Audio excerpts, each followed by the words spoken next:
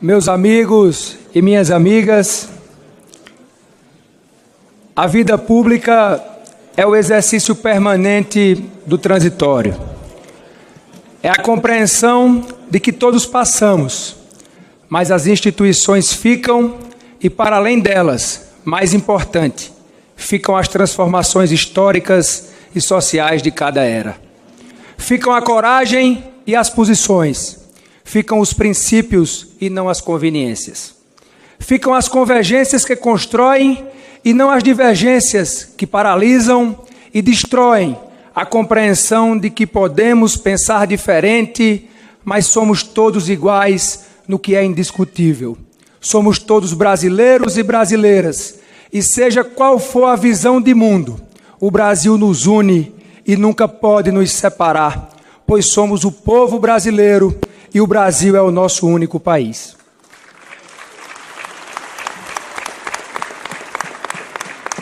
As glórias são efêmeras, mas os propósitos e os avanços o tempo nunca apaga.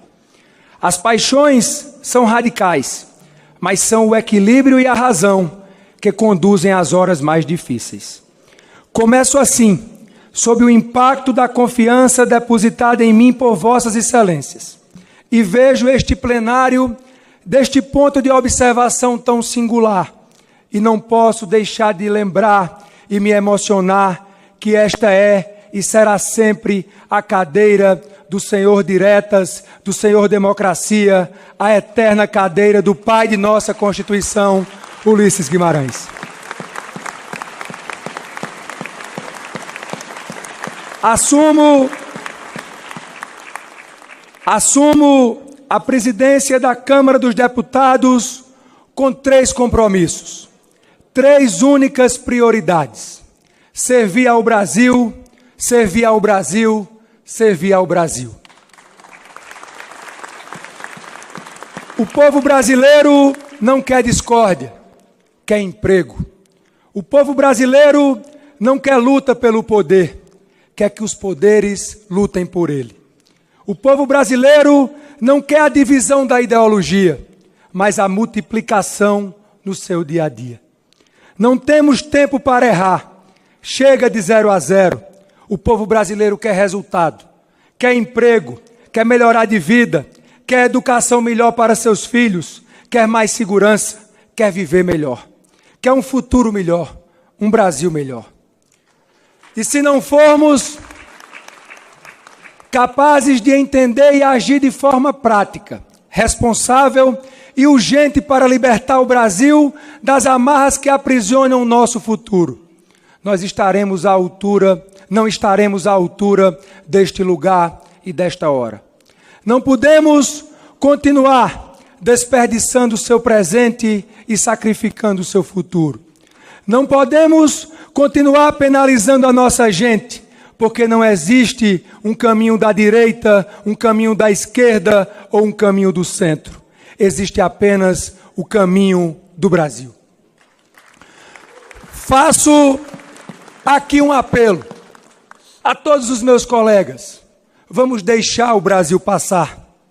Vamos deixar o Brasil passar. Minhas amigas e meus amigos, não se pode mais discutir o óbvio. Nada pior para os mais pobres do que a inflação, a falta de estabilidade na economia.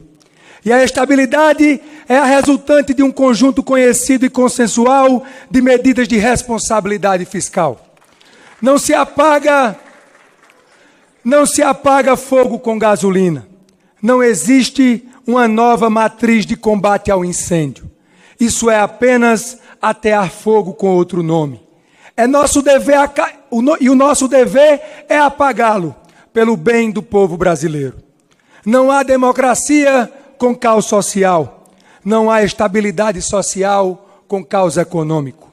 Defenderemos a democracia porque defenderemos também as melhores práticas e as melhores políticas econômicas para defender a paz nos lares dos brasileiros, sobretudo os que mais precisam.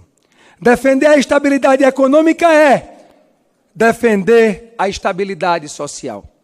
Chego à presidência da Câmara dos Deputados pelas nuvens e tempestades do destino, como definiu aquele que dá nome a este plenário.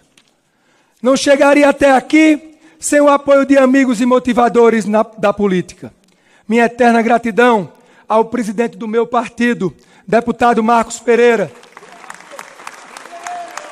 pelo gesto fundamental, presidente, para que eu sentasse hoje nessa cadeira. E meu muito obrigado ao meu amigo presidente Arthur Lira, pelo respaldo ao meu nome. E trabalho incansável para que a Câmara encontrasse esse consenso histórico que estamos vendo no plenário. Nenhum interesse ou divergência pode estar acima da nação brasileira e das urgentes necessidades do nosso povo. Minhas amigas e meus amigos, nesta cadeira de Ulisses, às vésperas de completarmos 4 décadas, em homenagem a todos os presentes, aos brasileiros, à democracia, ao respeito às instituições e entre as instituições, faço questão de relembrar o gesto histórico de Ulisses ao promulgar a Constituição que juramos respeitar. Viva a democracia! Viva a democracia! Viva a democracia!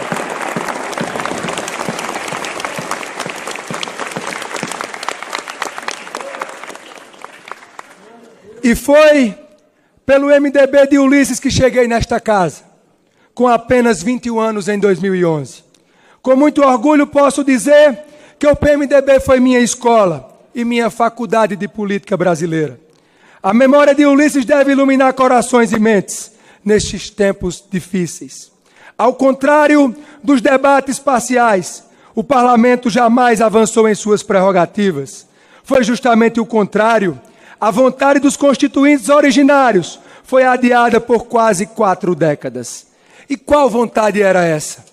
Ninguém melhor para descrevê-la do que o próprio Ulisses Guimarães em seu histórico discurso de promulgação da Carta de 1988. Pontificou Ulisses: se a democracia é o governo da lei, não só ao elaborá-la, mas também para cumpri-la, são o governo, o executivo e o legislativo. Repito, Ulisses, são o governo, o executivo e o legislativo. E Ulisses continua naquele dia histórico. O legislativo brasileiro investiu-se das competências dos parlamentos contemporâneos.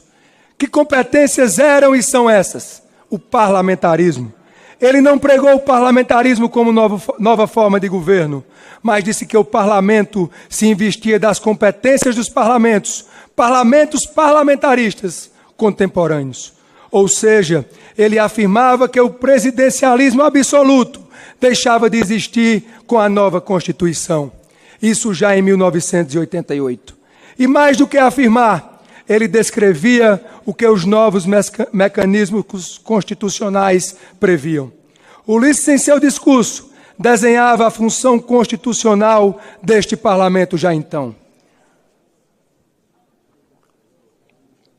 Palavras do senhor constituinte. É axiomático que muitos têm maior probabilidade de acertar do que um só. Quem era um só? A que se refere Ulisses? O superpresidente, o presidencialismo absoluto, cuja sentença de morte estava sendo decretada naquele momento. Na inauguração da nova Constituição, no mesmo célebre discurso em que pronunciou a frase que ainda ecoa nestas galerias: tenho ódio e nojo à ditadura.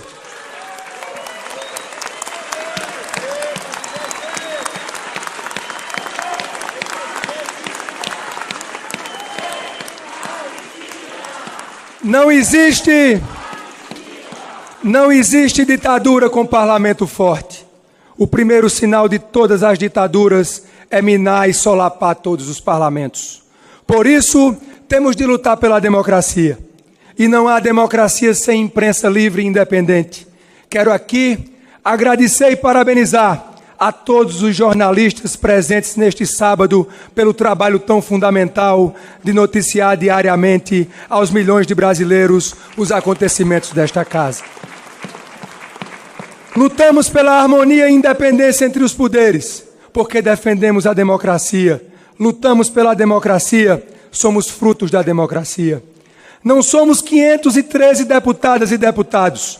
Somos os representantes de 212 milhões de brasileiros que só estamos aqui pela vontade popular. Somos escolhidos para representar o povo. E, falando em Constituição, somos o símbolo daquele princípio que não por acaso foi inscrito no primeiro artigo, o primeiro texto constitucional. Todo poder emana do povo e em seu nome é exercido. Não se disse quase todo o poder, algum poder, uma parte. O primeiro artigo deixou claro que o antídoto ao arbítrio é o respeito à soberania popular. Toda ela, e desrespeitá-la, seja o mínimo que for, é desrespeitar a Constituição, é violar a democracia. Minhas amigas e meus amigos, os constituintes estabeleceram a corresponsabilidade e a coparticipação do governo. Portanto, e aqui cabe fazer uma importante observação do ponto de vista histórico. Não dialogo neste momento com as circunstâncias. O Legislativo jamais avançou em nenhuma prerrogativa, no presente ou no passado presente. A rigor, nunca. Na verdade, o Poder Legislativo recuperou suas prerrogativas, definidas pelos constituintes originários, proclamadas aqui, nesta mesma cadeira, e o fez após os tormentosos abalos desde a redemocratização. Esse atraso se deu por um mecanismo político, na verdade um eufemismo de nome pomposo, mas de funcionamento que se provaria perverso, o chamado presidencialismo de coalizão. Nada mais, nada menos do que a alocação, o aluguel, o empréstimo do poder semipresidencial do Legislativo ao Executivo através de uma coparticipação não autônoma e independente, como inscrita na Constituição e descrita por Ulisses, mas submissa, subordinada sob o cabresto do poder do presidencialismo. Ou seja, saímos do presidencialismo absolutista por obra e graça de uma Constituição legítima e promulgada pelas circunstâncias, resvalamos por outros meios para um absolutismo presidencial que a Constituição não previa, do arranjo, da cooptação do parlamento, do toma lá da cá, de uma espécie de arrendamento do poder legislativo pelo executivo. Faço uma rápida digressão histórica, até para registro, antes de chegar ao ponto que interessa, sem emitir juízos de valor. O resultado dessa acomodação e seu distanciamento dos princípios dos constituintes levou ao primeiro impeachment. Sintoma claro do poder constitucional novo do parlamento, ainda não compreendido pelo sistema político. Há inúmeros abalos e escândalos, as crises que só ganharam proporção ao segundo impeachment, até a erosão completa do sistema político como um todo e a onda antipolítica. Foi nessa época que aqui, nesta casa, em 2016, por meio de adoção das emendas impositivas, que o parlamento finalmente se encontra com as origens do projeto constitucional. E se afirma: a crise exigia uma nova postura, o fim das relações incestuosas entre executivo e legislativo, e a afirmação e a independência como resposta para que ambos os poderes governantes, como definiu Ulisses, pudessem se reposicionar e atravessar a tempestade da maior crise desde a redemocratização. Qual foi o guia escolhido? A Constituição, a coparticipação e a corresponsabilidade. Estamos num ponto de onde nunca deveríamos ter nos desviado. Aquele que mandou a Constituição e por tanto tempo foi adiado. E é importante destacar, fazemos parte, todos nós, todas as senhoras e os senhores, fazem parte da solução e não do problema. Basta ver algumas das fundamentais contribuições, reformas e votações deste plenário, em que vossas excelências contribuíram a favor de um Brasil melhor. Minhas amigas e meus amigos, tenho a humildade de reconhecer que podemos e temos de nos aperfeiçoar sempre, mas tenho absoluta certeza também que o passado é um caminho sem volta, pois sabemos todos muito bem aonde termina. Termina na destruição da política, no colapso da democracia. E isso não podemos mais correr o risco de experimentar. Tem razão os que pregam por mais transparência. Sou o primeiro dessa fila. Sou a favor de uma radicalização quando falamos da transparência nas contas que são, por definição, públicas. Temos hoje tecnologias nas plataformas digitais capazes de acompanhar em tempo real cada centavo despendido por todos os poderes. Porque este parlamento, responsável que é pelo orçamento, como determina a Constituição, não oferecer à sociedade uma plataforma integrada de todos os poderes, todos, para que os brasileiros e as brasileiras possam acompanhar todas as despesas em tempo real de todos os poderes. Transparência total a todos. A sociedade brasileira agradece. Na questão da transparência, o que não pode haver é opacidades e transparências relativas, porque o princípio é o da igualdade entre os poderes. A praça, sempre lembremos, é dos três, e não de um, nem de dois poderes. E quando não é dos três, não é a praça da democracia. E todos defendemos a democracia, porque sem democracia, este livro não é a Constituição, não é a civilização. É um pedaço de papel, é letra morta, e vamos lutar pela Constituição, pela nossa Constituição. Tudo isso para concluir. Estamos virando uma página da história. Todos os ruídos dos últimos anos, o estranhamento dos diversos agentes diante da afirmação do Poder Legislativo, as reações geraram momentos de maior ou menor tensionamento. Agora sabemos que não estamos no ponto de chegada, mas no ponto de partida, onde nos colocaram os constituintes e que por décadas as circunstâncias não nos permitiram estar. Quando cada um reconhece o seu lugar, o nome disso é respeito. Passou o tempo do dedo na cara, é hora do olho no olho. O respeito não grita, o respeito ouve e se faz ouvir.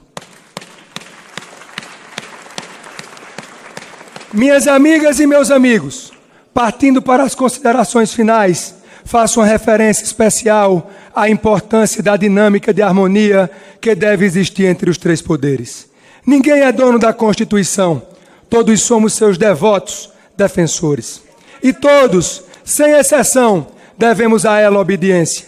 A Constituição está acima de todos e nada ou ninguém acima dela, porque fora disso, a democracia que a concebeu estará ferida de morte. A democracia não tem dono, somos todos donos da democracia, porque se a democracia tem um dono, a democracia não é de ninguém. Democracia só é democracia se é de todos. Estaremos sempre com a democracia, pela democracia, do lado da democracia. E seus inimigos, sibilinos ou ferozes, encontrarão no legislativo uma barreira como sempre encontraram ao longo da história.